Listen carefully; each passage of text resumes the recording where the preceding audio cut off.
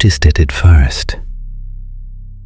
Not because it was subtle, but because nothing looked different enough to fear it.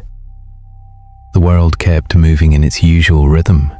Trains arrived, lights changed, people rushed past each other without looking up. And then it happened. Above a stranger's head, a sentence appeared. Not spoken, not written, not imagined, just real, in the air, like it had always belonged there. And if you saw it, you would have looked away too. At first, the world refused to understand it. A glitch, a trick, a shared hallucination. That was the explanation people needed to feel safe.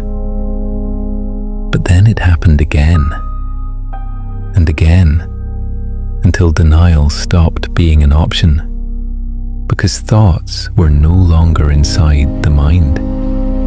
They were outside it, visible, permanent, uncontrolled.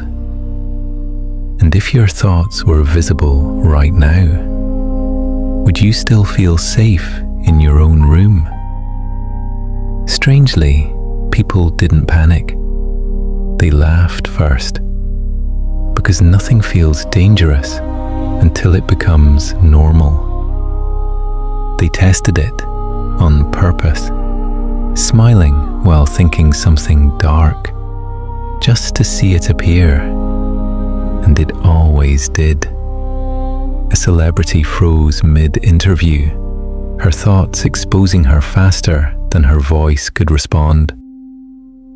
A politician tried to deny an accusation, while the truth formed above him in real time. The internet didn't fear it, it consumed it. Clips, reactions, memes. And maybe you would have done the same if it wasn't happening to you. Then it stopped being entertaining. A man looked at someone he trusted and saw what they truly thought. Not anger, not betrayal, indifference. That word changed everything, because hatred still means you matter, but indifference means you don't.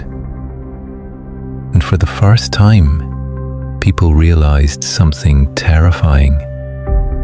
They were never as important in others' minds as they believed.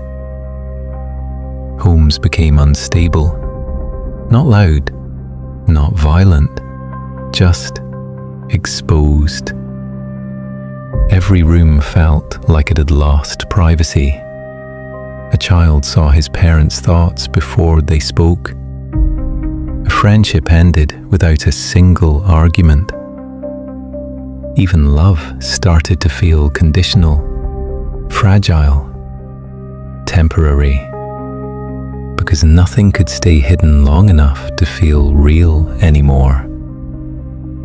And if your deepest thought was visible right now, would anyone still stay? Within days, society changed shape, but not in a way anyone expected. People didn't fight it, they adapted. Badly, quietly, permanently. Eye contact disappeared first, then conversation. Then presence itself became uncomfortable. Headphones became shields, sunglasses became walls, and silence became the only safe language left. And then there was him. He had spent his entire life managing perception. Now, perception was no longer something he controlled. Every thought he buried rose instantly. Every insecurity, every doubt, every contradiction. And here is the part no one says out loud. He wasn't unique. He was just finally visible. And maybe you understand that more than you want to admit.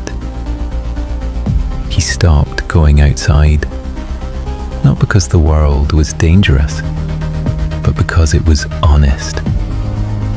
And honesty without control feels like exposure.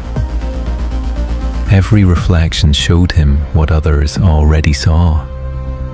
Not a version, not a mask, the full thing.